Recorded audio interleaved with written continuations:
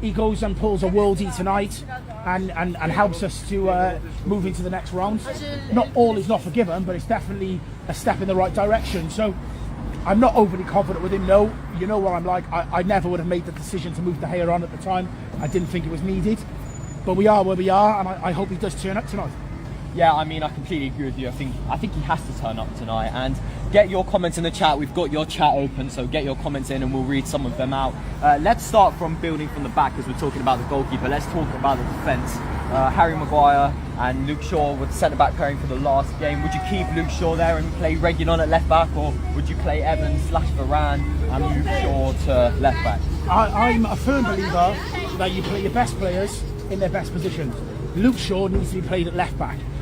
He can do a job at centre-back, but he has weaknesses that can be exposed.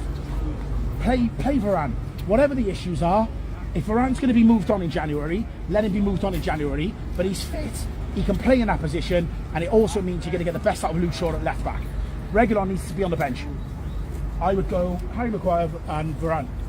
I'd go Harry Maguire and Varane as well. Do I think it will be Harry Maguire and Varane? Probably not. Wait, what did you say? I'd sack a lot of them. Who would you play? Who would you play today? Kids. Which kids? All of them. You wouldn't have one first team player starting today. They're all lazy bastards. About Hoyland. Apart from Hoyland. He's still trying his bollocks. He's trying his nuts off, isn't he? What do you? He's not getting the service though.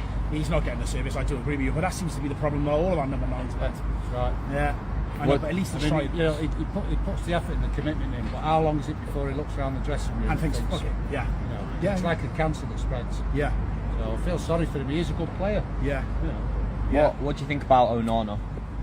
He's making too many mistakes, and the other thing as well is he's going to go to the African Nations Cup in January. Yeah. He should play with the keeper now. He needs experience. He's never played a game here. Yeah. So they need to put him in. Yeah. I know. We'll come back to you, but yeah, thank you. Cheers. And guys, if Thanks, you're coming to Old Trafford, make sure you... Can we just get a score prediction? Yeah. 3-1 Bayern. Ooh. Bayern Munich. Oh. Still a top side. Oh, that hurt. To be honest, I was going to say 3-0 and being kind letting United score a goal. Prince in the chat says, guys, the way we started our season was not impressive. At this point, it is better for us to go out of the UCL and concentrate on the Premier League and the FA Cup. What do you think? With Man United, we've got to play to try and win every single game and progress in every competition. At the end of the day, yeah, we are right up against it in the Champions League at the moment, but it's still not done. It's still not mathematically done. So we've got to try. I mean, it's incredible what's going to happen tonight. In my opinion, it would be so Manchester United, Jordan, for us to be 0-0 in our game, 0-0 in the Copenhagen game. It's 90th minutes, it's 5 minutes of added time, it's 0-0. Manchester United need one goal to go through to the Champions League, and then Harry Kane scores the winner. Can you imagine? Yeah, the scenes. But at the end of the day, they don't have anything really to play for. Exactly. Well, I think the only thing I'd say back to that is they did lose 5-1 on the weekend. Yeah, they did lose 5-1, but in terms of the fight and desire for this game, like that extra 10% drop off, you know, if we need to raise our game and they can sort of just play within their comfort zone because they don't have to win. Yeah. You know, and it's, you know, they want to manage injuries and the amount of fixtures that they've got coming up. Yes, they're going to want to win. I'm not saying they're not going to want to win, but they don't have to win. We have to win, so we have to turn up. And you'd like to think that you go into those 50-50 tackles, you go for a header or whatnot, and we just wanted a little bit more. And I just think we can get a result, mate. I've seen some magical things happen here on Champions League nights. Some crazy results. Show everyone Old Trafford. Take it in its glory. What do you think about Old Trafford? Obviously, with the takeover and stuff, people are saying that it could potentially get knocked down. Would you knock it down? Yeah, I personally wouldn't. I wouldn't. I'd like us to spend money on it and redevelop it and bring it up to date. It is dated. The stadium's absolutely knackered. Like, it needs money spent on it. But it's historic, and I just feel like you can't buy history. Like we say about Man City, you can't buy history. So spend money on it, improve it, and most importantly, you've got to improve what's happening on the pitch before you worry about the stadium. Let's make our way down here. This is where the Bayern Munich fans will come in for today's crucial tie. Jordan Aki in the chat says we need to play with the same passion that we showed against Chelsea. Nathan says De Gea was the same when we gave him the chance, but United's big club to play for. But United's a big club to play for, he says, and that's maybe why he's bowing down to the pressure, but I don't know. So if we can zoom in on here, this is where the Bayern Munich players and fans will come in today.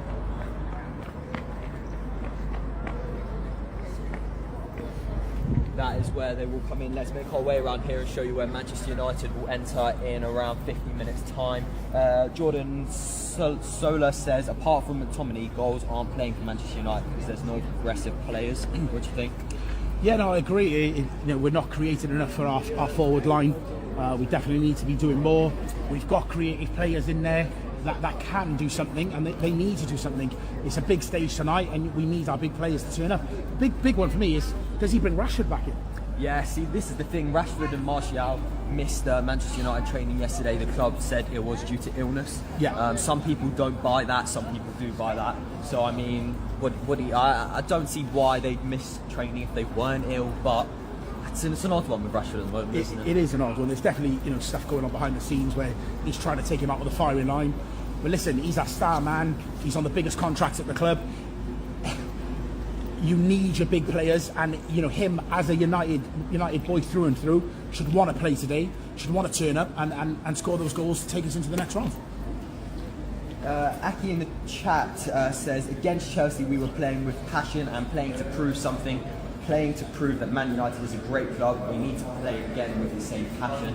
I think this is what the fans in the chat are calling for, is they want fire from Manchester United. They don't want to see a deflated Manchester United that think, do you know what, we can't win, we've got no chance. Yeah, 100%. And that's the thing about the Chelsea result. We were going into that Chelsea game on the back foot. Everybody expected to lose, and for me it was probably one of our better performances of the season. Now, we've just had another disappointing result. We're going into a massive game against Bayern Munich, huge Champions League. Everybody needs to turn up like we did against Chelsea.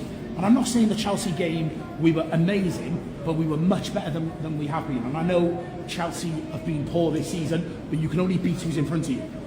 And I thought we looked good against them. But backs against the wall, these players need to come out fighting. This is where presenter Beth and producer Ryan will be coming in later. This is the media centre. You go up those stairs and right, and that is where Beth will be sitting later. You've got the Trafford suite and the Sir Bobby Charlton stand here. The VIP hospitality directors. This is where Fergie will come in. Sir Alex. Sir Alex. That is correct. Yeah, that's true. This is what people dream of, and especially today. Yeah. These posters, these banners, they mean a lot. There will be there's a group calling on Twitter, Jordan, for the fans to sing the "We'll Never Die" chant when the players are walking out the tunnel, obviously because of the history between Manchester United and Munich and the Munich air crash and all of that. So I think that could be a nice touch as well. And that's what I'm saying. It's these things that makes us so different to every other club. The stuff that we've been through in our history. And these players need to turn up for us fans tonight. They really do. Mo says we've got everything to play for, but they can't trust these players. They're a bunch of bottlers. Just read that. Bunch of bottlers, he says.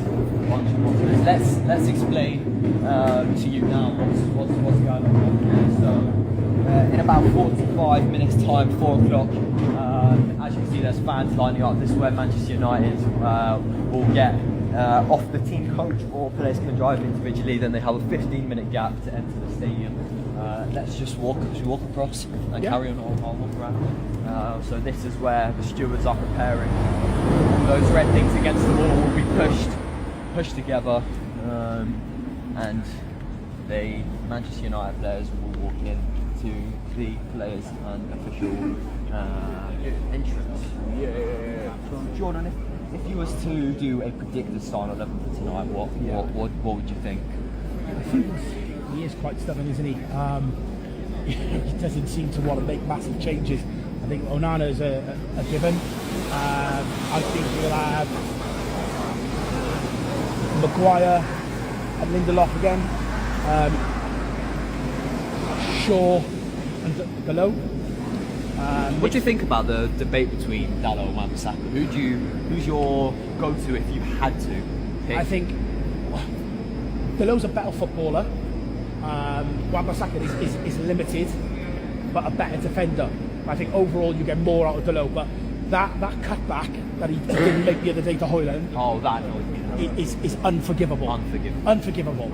And yeah, we put him in the team because he can offer more going forward, but that's a prime example of what we expect him to do, and he didn't do. Completely agree with you there. Let's read some more comments in the chat. Casey says, "Ain't you cold, Sam?" I'm all right. It's okay.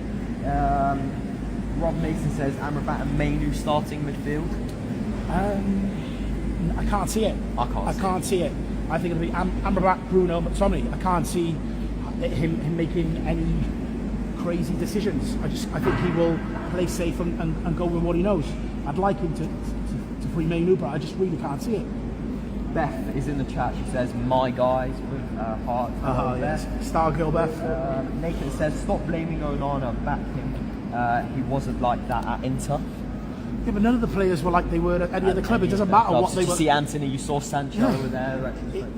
Who said that? What was his name? Nathan. It doesn't matter what they were like at other clubs. It's how they perform in a Man United shirt.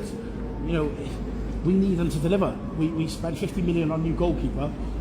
We want the best. We need the best in class. So I do back him, and I do want it to work for him. But he needs to show up in these Champions League games. Double A's in the chat. He says South Jordan with heart. So hello, Double A. Big up, Double A. Big up.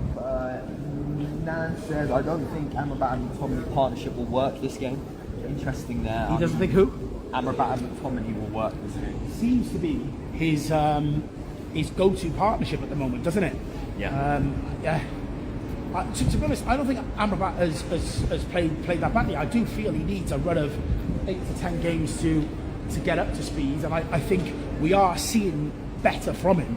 But Mainu, free the boy. Would you keep Amrabat in the summer permanently? At this moment in time, I haven't seen enough from him. I do need to see more. What I want to see is the double pivot of Casemiro and Amrabat have a run of games, because I feel like Casemiro doesn't necessarily have the legs, but him sat protecting and shielding that back four with Amrabat doing the donkey work can work. That's what I want to see, and I think that's why we signed him. We signed him because we wanted a stronger double pivot, and we actually haven't seen it in practice due to injuries. Dyro in the chat says, "How far is Carrington from the stadium?" It's about 20 minutes with no traffic. Luke says, "Ten Hag is fine, let's give him time." Where do you sit on Ten Hag? Because I know our Faz is Ten Hag out completely. Yeah, no, I'm not Ten Hag out at all. It's way too early. But what I would say is he's not helping himself. Some of his decision making is absolutely wild, and he needs to be held accountable for some of the things he's doing.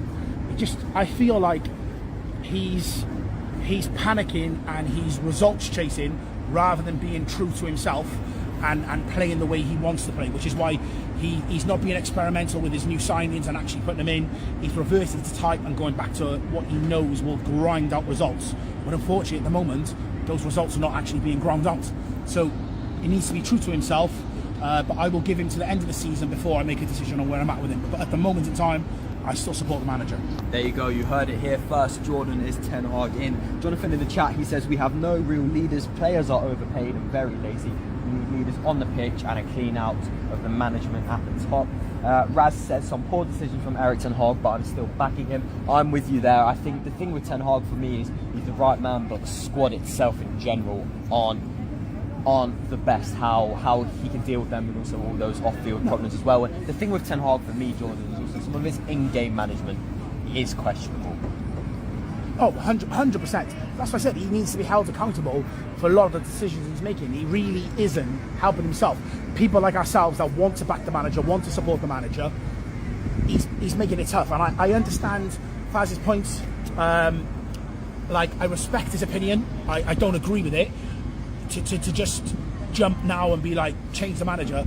We see what happens when you change a manager in December. It's an absolute shit show until the end of the season. I'm not ready to write this season off yet at this point. I think he deserves to the end of the season, but he has to start implementing his style and using his signings. That's the key. He has spent money and he needs to try and get the best out of those players. Dammy says, "Erik Ten Hag is the best manager Manchester United have had since Ferguson retired." Yes or no? No. Who's Who's that for you? For me, Mourinho was the best manager we've had. I look back at the Mourinho era, and yes, we all got to a point where it was time for him to go. It just becomes so toxic that he had to move on.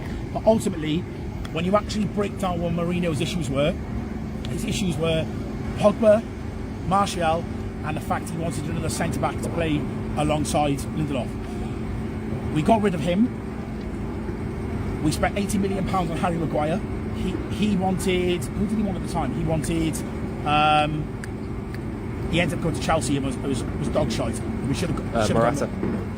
Is it? No, it wasn't. I can't remember who... What centre-back was it? He wanted at the time. I can't remember. Anyway, we didn't back the manager. We didn't give the money to spend on another centre-back. We ended up giving that money to Ollie, spent on Harry Maguire, and we know how that's turned out. Pogba, look how the Pogba situation's turned out. Tony Martial is supposed to leave at the end of the season for free. So when you actually look at it in hindsight, we should have backed the manager then, and which is why I'm hesitant on being so dismissive now with moving the manager on. Julie in the chat says, Koulibaly, that's who it was. Doug. Do you believe Ancelotti or Zidane could do better with this bunch of players? Who? Ancelotti or Zidane?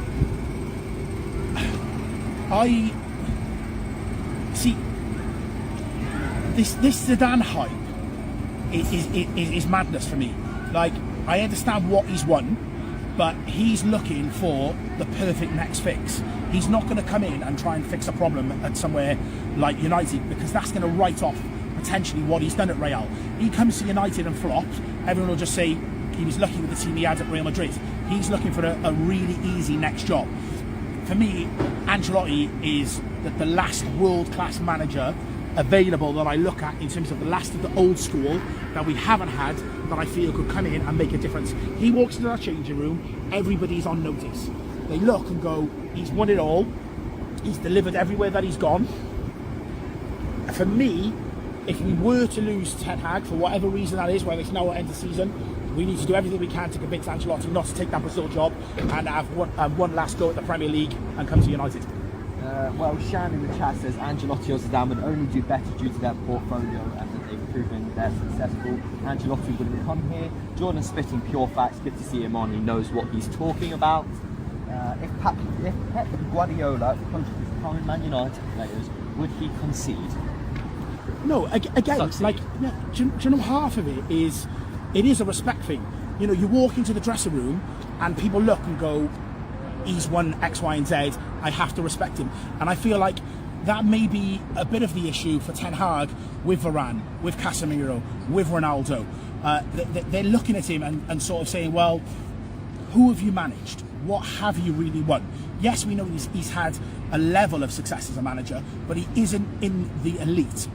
We took Ten Hag because we wanted to create our elite manager. We wanted to give him an opportunity at a really big club for him to try and turn it around and join that elite bracket of managers. But he isn't in that elite bracket of managers. So I can understand why some of these triple Champions League winning players are looking at him and there is a clash, there is an issue. But, you know, we have to back him. We have to try and give him an opportunity to deliver and grow into that role. But for us to try and make that decision now in December, I don't think it's right. I think we should all just have a little bit of patience and wait till the summer and see where we're at. Says what's going on with Varane and why is he on the bench? Well, it's a very good question. No one really seems to know what's going on with Varane. Ten Hag just prefers Maguire and Lindelof for whatever reason, and even when Lindelof is unavailable, like he could be today, will Ten Hag stick Shaw as centre back? I think he will. I don't think Varane will play. Beth was going to ask in the press conference yesterday, what is actually going on with Varane? Would you play him? He has so much Champions League experience. It was a question. Was that a question? It didn't get asked, but that's a question. Oh, wow. Some old players need to go and form a new set of players to bring a style and play the coach want. Went back to Real straight away. He's a legend. I'm not backing him. Let's have a look. Guys, get your score predictions in the chat right now. Get your Man United shirts as well. Fake Man United shirts, blaze them out. 90% of these players need to leave. All of them are toxic. 27 Noodle says all Ten Hag has done is we need a new manager ASAP. Spending 80 million on Maguire was a massive L. It wasn't a Ten Hag signing that. We have barely any progressive players. No, I don't think that's the case. I think we have a lot of progressive players. We're just not getting a lot out of those players. That's the issue. It wasn't Maguire he spent the money on, it was Anthony he spent the money on, which for me, looking at it at the moment, it's not looking good, bruv. But I still hope that he can deliver. But your Mason Mount, he needs to get fit. He spent a lot of money on Mason Mount. You know, he fought to get Amrabat in. He needs to be playing Amrabat. There's players he signed, and he just doesn't seem to be starting them. That's fine, Faz. I will check WhatsApp. Just give me some minutes. Jordan, your boy says, how are you guys predicting a win against Bayern, one of the best teams in Europe, when we can't beat Palace and Bournemouth at home? I can't see anything but a Bayern win tonight. What's the negativity? No, I can understand the negativity. We've been absolute dog shite, so I totally get it. I just think the fact that they've already qualified, the fact that we're coming off such a bad result, we need him more. You've got a manager who low-key is fighting for his future. You've got players that are fighting for their future. You know, we're trying to progress in this tournament. We need him more than they do. So, and we're at home. And like I said, I've seen magical things happen on Champions League nights at Old Trafford. So I'm confident. I think we'll get a 2-1 win. Here to you first. I've gone 2-1 as well on our United stand, our little group chat predictions. Just quickly, one sec. Who's that? Carry on. Oh, sorry. What do you want to do? Let's carry on for a couple more minutes. Let's carry on. Guys, we need you to get your questions in though, okay? We're here. We're outside the stadium. Let us know what you want to answer. Get your score predictions in. And guys, if you're here or near, keep an eye out for us. Come and say hello. Me and Sam are here doing the most, but we want to meet as many of you as possible. Yes, Dave in the chat says, I think the issue with Varane is that the manager prefers a left-footed centre-back. On the right centre-back, Maguire can't be dropped with his performance. Hev says he needs to play Shaw at left-back with Maguire and Varane in defence, Wan-Bissaka at right-back, Mainu, McTominay, Bruno, so he's dropped Amrabat, Garnacho, Hoyland, Palestri, can't say Onana in as he's so bad, but Eric Ten Hag will put him in anyway. Ab says, I hope Altay Bayinde will play. Zero chance. No Bayinde chance. will play. Like, genuinely, I will quit my job if Bayinde starts. D says, why is Mark saying we can't bring Hansi Flick as his disciplinarian like Ten Hag is? Nath says, who would you take as next manager if Ten Hag goes at the end of the season? Well, I think I answered that earlier. For me, we need to try and convince Ancelotti to take the job. I think a lot of people are jumping on Ange and De Zerbi, but for me, Ange is Bielsa 2.0. I know everyone thinks he's flavour of the month at the moment because he plays this attacking football and he's got a bit of swagger about him. But I'm telling you, what he's doing at Spurs is exactly what Bielsa did at Leeds, where it's just gun-ho football, and he will get found out. It's going to happen. So for me, that's just it's a fad at the moment. Ancelotti's a proven winner. He's delivered everywhere he's gone. He's about to take a Brazil job. The Brazil job will always be there for him. The Manchester United job won't always be there for him. So for any reason we lose Ten Hag, and I don't even want to put that out into the universe, but if we were, Ancelotti's the guy we need to go for. Well, guys, I think that wraps up our Instagram Live. We're outside at Old Trafford. We've been giving you a tour around, and we have to wrap up because the players are coming in 30 minutes, so we need to go and prepare to tell you who is in the squad. Jordan will be back with you live on YouTube at 6:30, but for now, that is goodbye. Stay tuned on United.